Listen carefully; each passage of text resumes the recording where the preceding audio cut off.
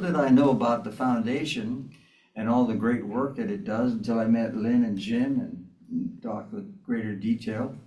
And then, of course, I met this charming lady a couple years back when she said, I'm going to be doing the golf tournament for RUMC. And so we are blessed to have her in charge of that because it's a fundraising job. Let's call it what it is. It's a fundraising job. Now, some people interpret, there's two ways to interpret that title. The way most people interpret it as fundraising job, F-U-N-D. But I like to think of it, knowing her, she has eliminated the D and it's a fun-raising job. Elizabeth? Yeah. Thank you. Thank you, guys. Well, I have a gift for you. I have no slides. So the three amigos on the front row up here will be relieved that I have no slides. However, I do have a handout and I would love to have a Vanna White. Can someone be my Vanna and pass these out for me? Thank you, Annette. And I only have 30, so. One per family. Okay. Yeah, the coffee machine only allowed me 30 copies, and I know there's more CUC in here than 30 copies. Anyway, I noticed on my bio up here, it said I had young children, little children.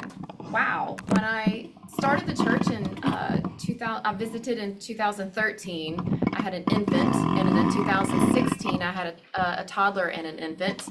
And our family joined in 2016, and you probably heard the Rob and Beth Hamilton story, at least many of you have.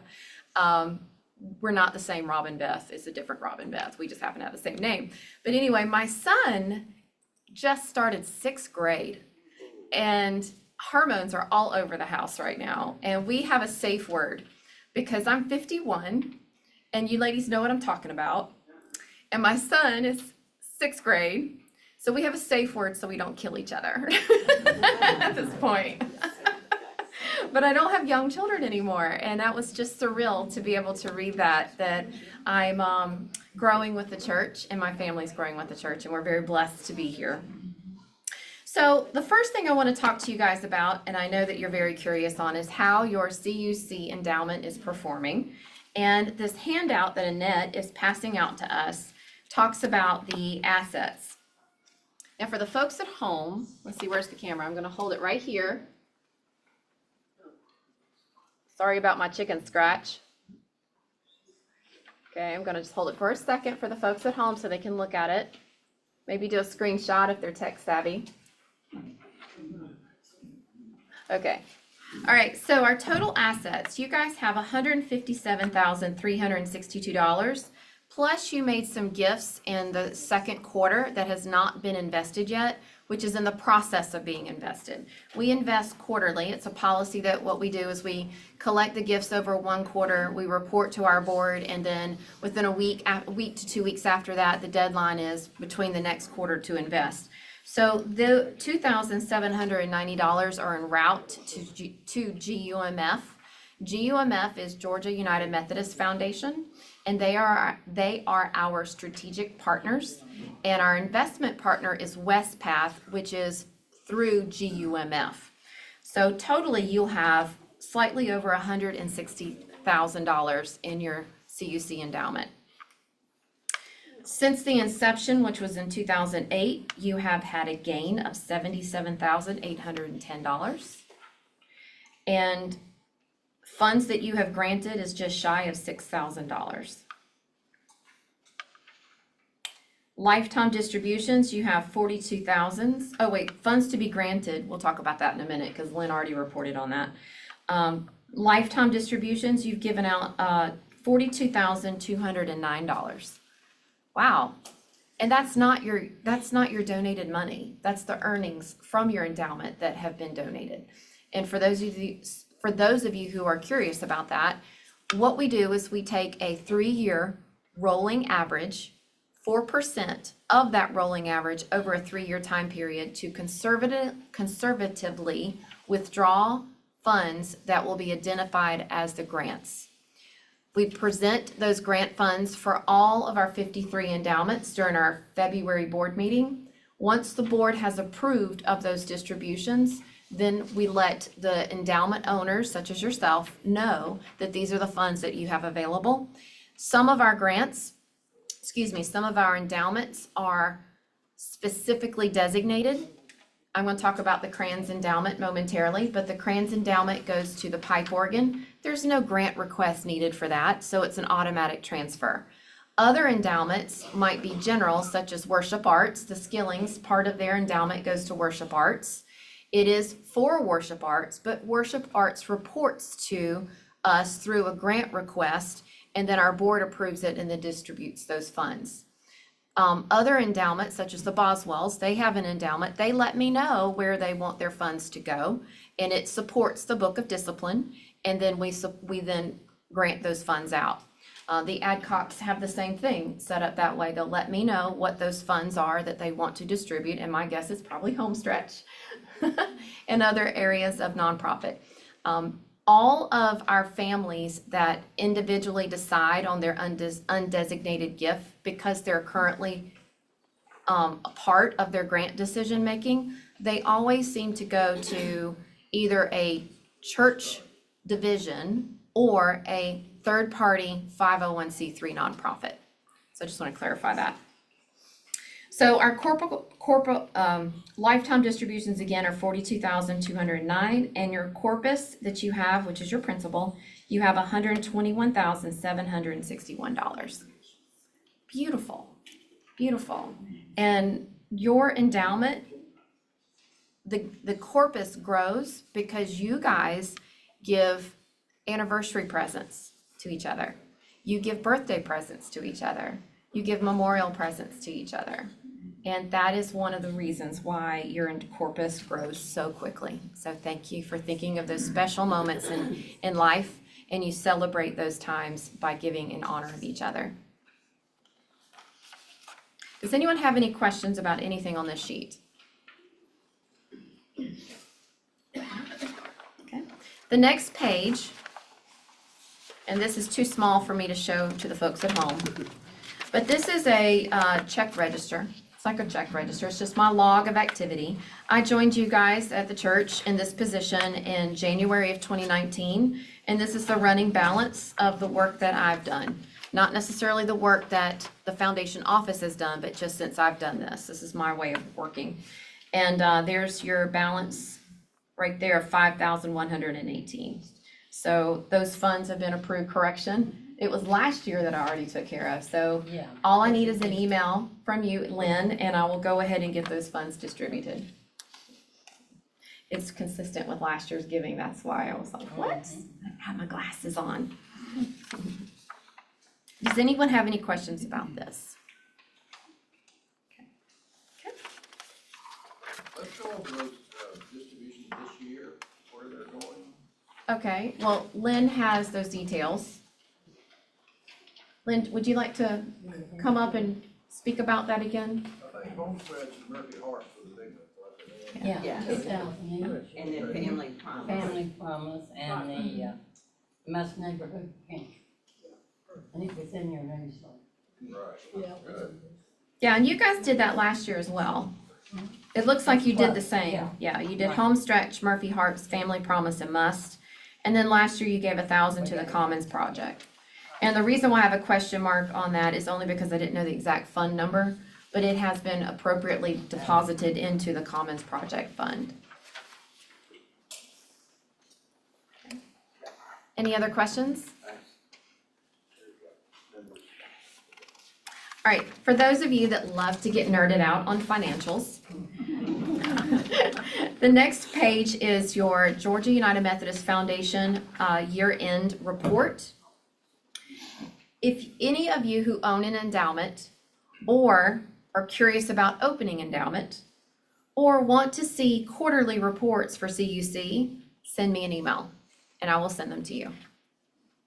But this is the year-end report. We get these quarterly. We base our grant distributions based on the year-end report, which is this one. So this report is what identified your 2024 distributions. So if you want to see how it's invested, this explains it. Okay.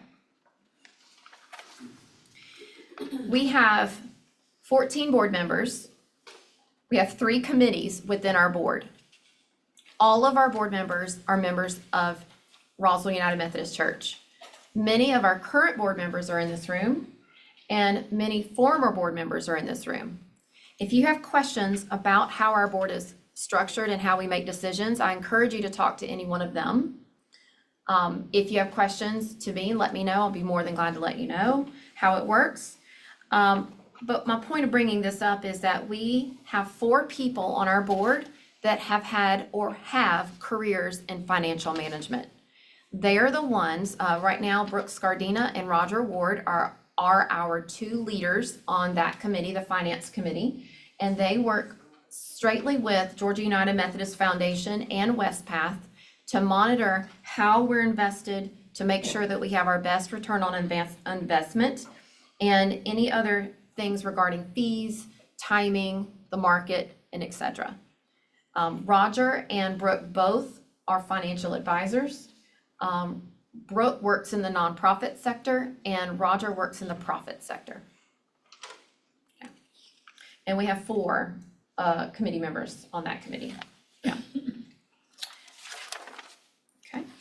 Now let's get to the fun stuff. At least I think this is the fun stuff. I've included our annual report. For those of you at home, if you are able to do 2 things at one time on your computers or on your phones, RUMCF.org. Again, RUMCF.org. Go to the home page, scroll to the bottom, and you'll see all of our annual reports. And this one is the 2023 annual report. So click on that, and you'll open up this document if you'd like to look at it with us. Okay. So these are the reports from the year end of 2023. Our grant distributions were almost $200,000. Our endowment lifetime distributions is almost $2 million. And our total assets is $6 million. Oh my gosh, I have to say that again. What's included in the total assets, in the property? Our money, just our money. Yes, our investments, everything. We don't own property, by the way. Okay. We have had property donated to us in the past that have been sold. This is all before me. There's land that was in downtown Roswell. There was some in Woodstock and some in Cumming that have been donated to us. And the foundation sold the land, and money from that went into an account. And we have a non-endowment fund. It's an endowment fund, but it's not an endowment fund. It's our own endowment. How can you live through the foundation without practicing what you're preaching, right? And so we have our own endowment to help with our operations. And it doesn't cover our full operations, but it helps a little bit. And I'll talk about more of that when we start talking about the golf tournament. But we don't own property. So our assets are our invested funds and our cash in our checking account, and that's it. Wow. So we have almost 200,000 of grant distributions, 2 million in lifetime distributions, and 6 million in investment.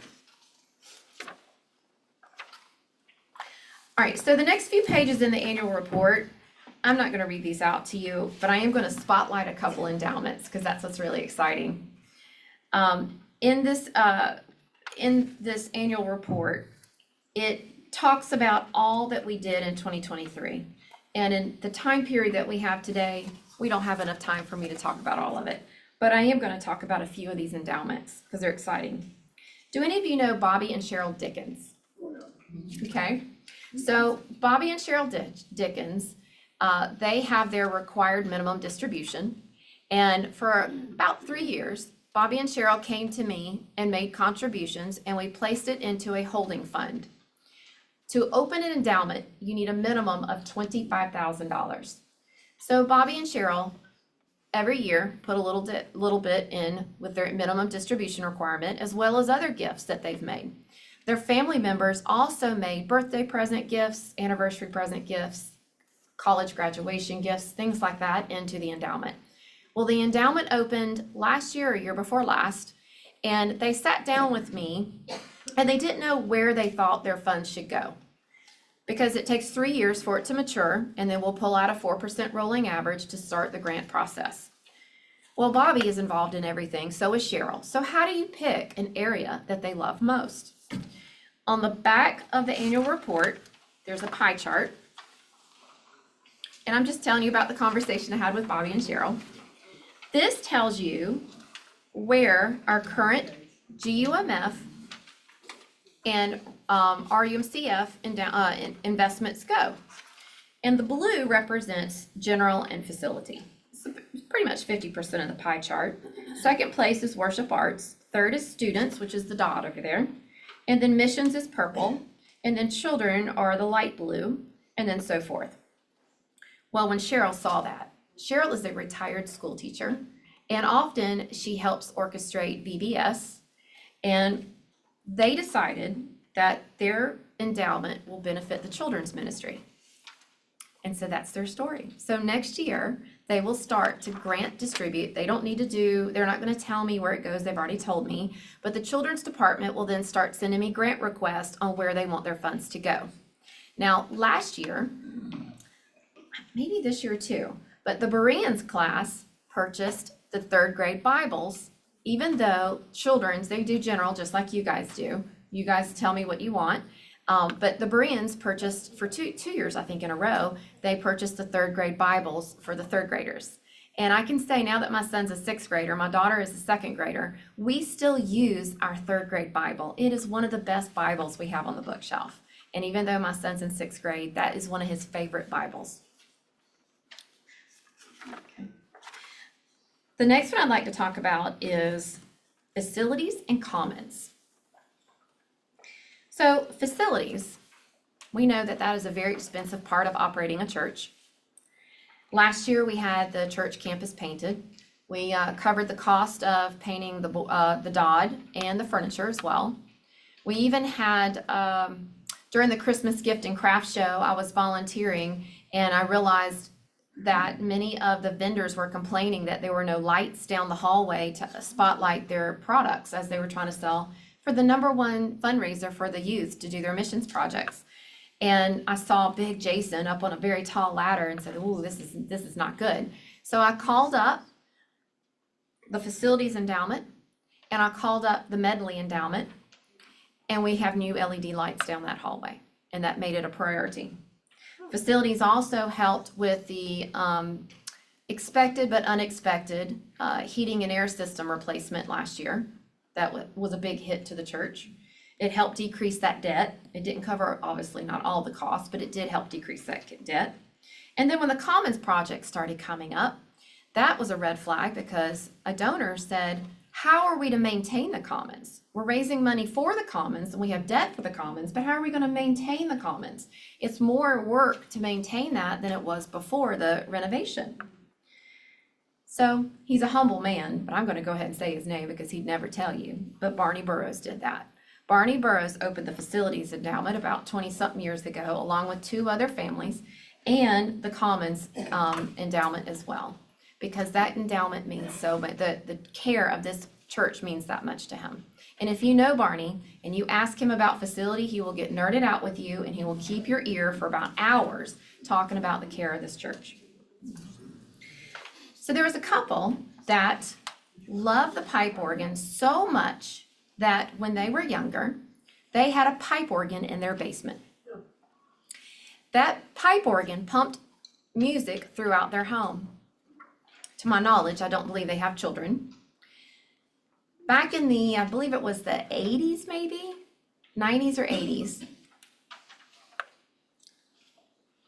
Doug Kranz worked with a committee to find our pipe organ in the sanctuary. Every week, Doug worked with Tom Alderman to tune the pipe organ. Mary Alice, she loved the pipe organ too. When they both passed, they passed about 6 or 7, within the year, each other.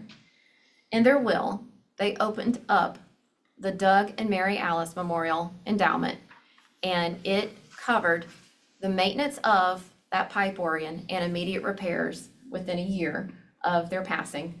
And now our pipe organ has a budget every year to make sure it's in top shape. So when you start to hear that pipe organ sing, if you knew Doug and Mary Alice, or if you don't know Doug and Mary Alice, know that someone loved that pipe organ so much that they wanted to make sure that we loved it too.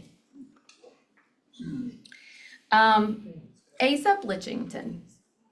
He was 18 years old.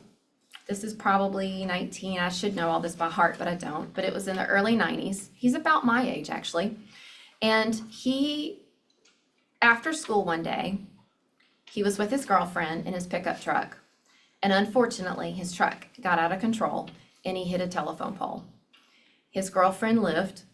Asa did not. He was very active in our youth department here. And his parents, and memorial gifts on top of that, opened up the Blitchington Memorial Endowment. That endowment gives funds to our DOD department for operational needs and primarily missions. So every time I see a missions department and I know funds went over there to help with those students with missions, that I think of Asa.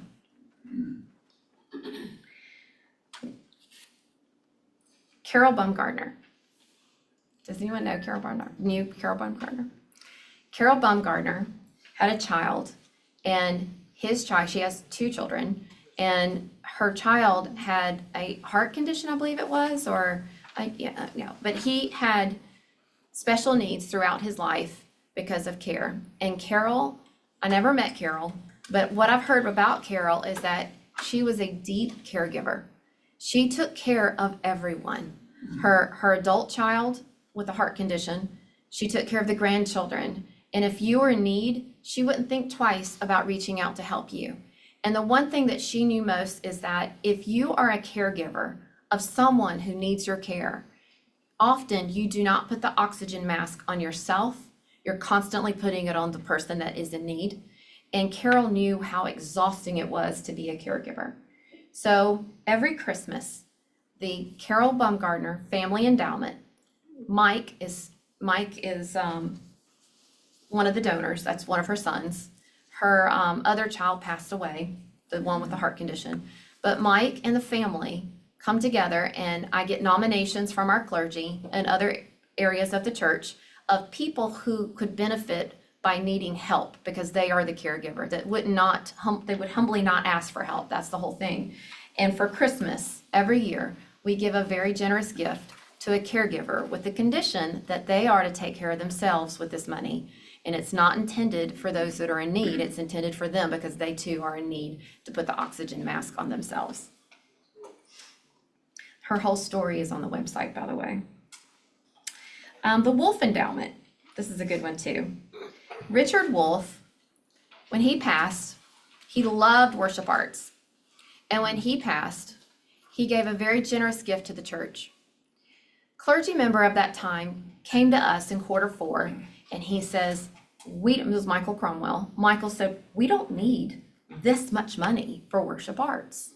But what we do need, at one time that is, and what we need is a consistent support through the decades. So Michael worked with Lori, who was our church administrator, to open an endowment for Richard Wolf. Maybe Richard Wolf didn't even know the foundation existed. I don't know. But the clergy worked together with the foundation, and we were able to provide immediate needs to worship arts of whatever they needed for that year in close. And then we invested the rest, and every year they get about $5,000 to help whatever they need in worship arts. Now, don't you think Richard and his family would be proud of that? Yes. The Columbarium, this is a good one. Now, all the endowments through the decades, now the foundation was established in 1991. Some endowments say withdraw 5%. Some say there's no identification of how much to withdraw. Some say 8%. Well, at some point, because it's a part-time executive director with a working board, we don't have enough time to manage 4%, 2%, 5%. It's all over the place. So what we did is we put in a policy that all endowments are 4%. In the situation of an urgent need, we will discuss, the board will discuss if there's a need to withdraw more because of urgency. But let me tell you this, during the pandemic, we still did 4% and all support was provided. We did not need to withdraw more than 4% from the foundation. The church was able to get what they needed. All the hand sanitizing stations that are in the entrances, the fogging of the sanctuary and classrooms, the church, the foundation was able to help pay for that. So we never needed to pull out more than 4%. Now, the columbarium has a different situation. The columbarium invests funds into the columbarium. Individual funds, group funds, promotion from sales. However, I am not on the columbarium committee, so I can't explain exactly where all the funds go, but they make contributions into the columbarium committee, the endowment. They do not withdraw anything from their endowment until it's time to do a renovation to the columbarium. And they do have desires to do an addition into the columbarium. They just did some remodeling down there and it looks absolutely beautiful. And when that time comes, the committee will send me notification of exactly how much that they need. And with no restrictions, we provide that to them. So there's areas that we might be working on at the church that we might want to renovate or build. We could do the same thing. We may not necessarily need to open up debt. We can put money into the endowment, and when time is needed, you can just close out the endowment or take out whatever you need.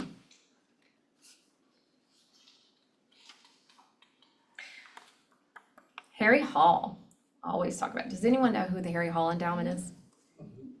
Okay, good. I was trying to pick some endowments that maybe you haven't heard about yet.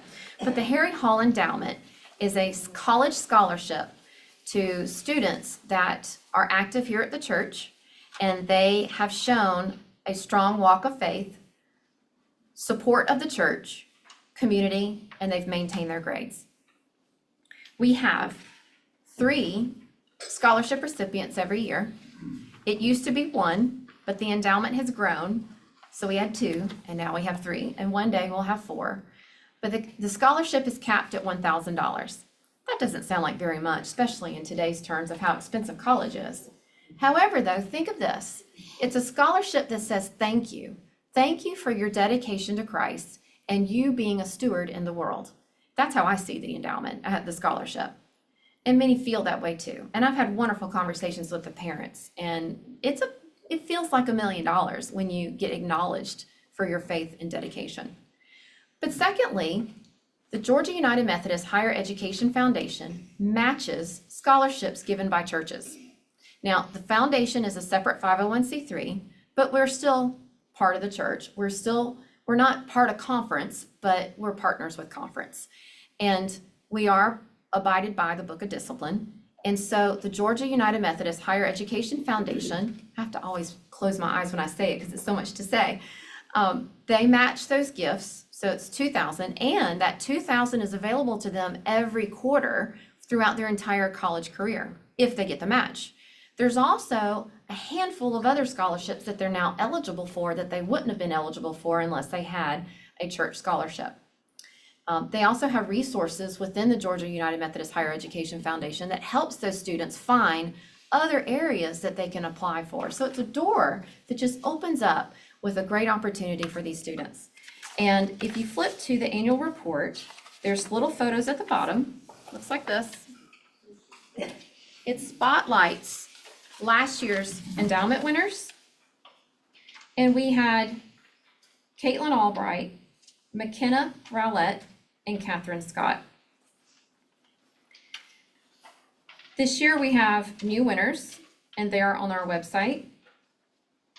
We also have the Mary Ware Scholarship, Asa Thrash, and then we have the Randall and Evelyn Jones Scholarship that supports Divine Providence training in Kenya. And I cannot pronounce his name, but this Reverend Jonathan Kinaya. But all of their faces are right there. And it's really exciting that we have 5 scholarships. We're currently working with the Revis family. If any of you knew Jancy Revis. Jancy Revis was a school teacher at Roswell North Elementary. During the pandemic, now I want you to know this has no relations with myself or my personal journey, but I want to express my gratitude of who Jancy is. During the pandemic, my son he has ADD, and he has borderline dyslexia. I did not know that in kindergarten and first grade, but I knew something wasn't right. I knew he was not getting what he needed. So I transferred him from one school over to Roswell North, and we got slammed into the pandemic. His academics were struggling. I had a teacher say to me, she says, I can't tell you this, but you need to get your son checked for attention. And she's like, Elizabeth, listen, get your son checked for attention. I did not understand anything she was saying, but finally I realized she was saying, your son likely has ADD. You need to get your doctor to check him out. So I don't even remember who that teacher was because it's all a fog, and I'm very appreciative that that teacher finally had enough guts. Somebody had enough guts to tell me. So during the pandemic, my son got diagnosed. We do believe in modern medicine. He got on medicine within 2 weeks. A totally different boy, and his wonderful personality was still there. We got out of the pandemic, went back to regular school, and he was struggling. The school wanted him to repeat the grade, and I repeated second grade due to health, and I thought, no, I do not want him to repeat a grade. He mature and emotionally is capable of hanging with his classmates. He needs academic support. So he got an EIP, which is Education Intervention Plan. It's not special needs. I'm saying all this because there's many retired teachers in the room, but he did not test for an IEP, which is special needs or special education. He needed intervention. Jancy Revis was his math teacher. She intervened and helped give that extra that he needed. I'm sure a lot of kids were going through this post-pandemic. Jancy gave so much love, I'm gonna cry, to my son, I can't even express it. And I'm just one parent that she has touched. Through the years, now this was, my son's in 6th grade now. Jancy, we did not know it, and I hope it's okay for me to talk about this. I think if her family was here with me, they would probably nod their heads that it's okay for me to say this. But Jancy had a tumor behind her nasal cavity that caused migraines. They went into surgery to take care of that tumor, and she unfortunately died. Jancy, I think, was 57 or 58 years old. It rocked our entire community here in Roswell. And all of Roswell North, you go onto her story and you see tons of parents just like me that were touched by her love of her children. Her family, she just celebrated, we all just celebrated her birthday this past Friday. And Phil Revis, Duncan, and Katie, who happened to have been Harry Hall scholarship winners in the past, both of them. And ironically, the funny thing is I remember standing in the hallway as I knew her youngest child was going off to college or finishing college or going off to college. I said, Jancy, you're going to be an empty nester. I know what you need to fill your time with. And she's like, what? And I said, yeah, parenting book. You need a parenting book because her kids are incredible. And she's an educator, and Phil is phenomenal. But Phil and the kids have decided that they want to open an endowment. They've almost reached their level of the minimum $25,000. And the earnings from that endowment will go to a college scholarship. Very similar to Harry Hall, but not limited to $1,000. They want one student to be recognized, and they might amend it later if the endowment's big enough.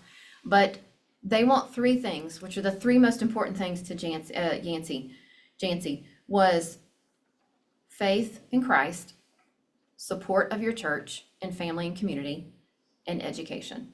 So the screening process to choose the student are based on those 3 things. And that is the Revis Family Endowment. So that'll be another scholarship winner that we can add to this page in our endowment, in our annual report. So I don't know what our time is, but I could talk endlessly about these beautiful endowments, but I have a feeling my time might be running up. I have 5 minutes. To talk about the doctor. Oh, thank you, Lynn, thank you. See, I get so wrapped up in these stories. As you can tell, I love my job and I love these endowments. I never was a history buff, but now I am. I love walking around campus and I see Palladio, the name Palladio, and I know the Palladio story. Or I see the Wells brass monument, not brass monument, it's a plaque that is in front of chapel, and I know the Wells story. And it just feels really good to know this history. And we have a foundation website. I encourage each of you to get on it. If you know someone who has an endowment and they don't have a page yet, That's me. yet I want to tell their story, and their story is not necessarily about them. It's about what their purpose is and why their lives are important. and what they want to spend it on. If you go to the Baumgardner Endowment, if you scroll all the way to the bottom, you'll see about Carol Baumgardner. But at the top, it's about the caregivers, because that's what our work is all about, is the gift of the legacy that these endowments can give. So these endowments, we strive to ensure that all of the earnings that we identify for grant distributions go to that cause. Now, GUMF and WestPath have some small fees. However, GUMF is our title sponsor to our golf tournament. So it's a wash, really. They are actually more than that. They are very generous. They donate the fees back to us, plus they are very generous to our foundation, and we cannot be more grateful for our partnership with GUMF. On our side, my salary, I work part-time. It's a very frugal, humble budget that we work on. And all of our operations expenses come from the small earnings we get because we're building it up, our non-endowment fund. But we depend on our golf tournament and the sponsors of our golf tournament in order for us to operate next year. Knowing the level of detail that goes on to managing the foundation, I cannot imagine this being run by a volunteer. A volunteer would do a great job, but you need consistency. You need someone to own this every day of what's going on. Our golf tournament is the most important thing for our operations. We've been doing it since the early 90s, mid-90s. Malone was one of the people that helped start the golf tournament. And we have a magical day. And we haven't had any rain. It's been beautiful. We have a lot of CUC volunteers, and you guys had a retreat one year. Last year was, or 2 years ago? Boy, we felt that. But our staff came and helped us in your absence. Our church staff came, so we missed you for sure because you're a retreat. But the golf tournament, it is at the Roswell Country Club, and it is on Columbus Monday, and we have a wonderful day. It's the same event we've done every year. There's no need to change it. So if you've ever been, it's exactly the same, and it is a lot of fun.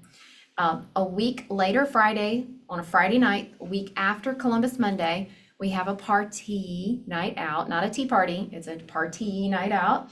And it is at Bob Hagen's house, which is on Stroop Road. It is an experience to go to Bob's house. And it's just a casual party, just to enjoy friends and fellowship. And there's no cost to come to the party. It is free to go. We do ask that you make a contribution of $25 just to cover your expenses, but that's not required. We just want to celebrate all of our endowments. We want to celebrate the work of the foundation, and we want to thank all of our donors for all the support that they've given. Did I miss anything, Lynn? We need sponsors. We do need sponsors. See, I'm a fundraiser.